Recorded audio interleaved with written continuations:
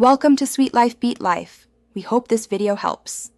You start by isolating the problem: mechanical, layout, or software. Plug in or reconnect your keyboard, replace batteries, and try a different USB port or device to rule out hardware. Once done, switch layouts and check input language so you're not typing in the wrong map.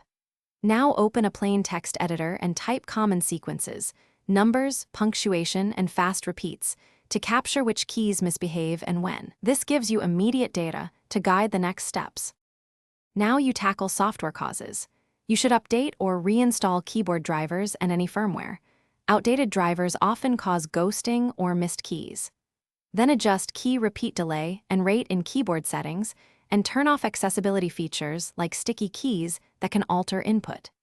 If issues persist, boot into safe mode or try another user account to separate system-wide services from your profile. These steps expose software conflicts and let you confirm whether the fault is persistent or environment-specific.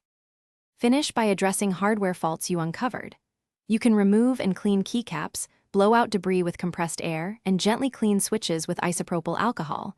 This often resolves sticky or double press issues.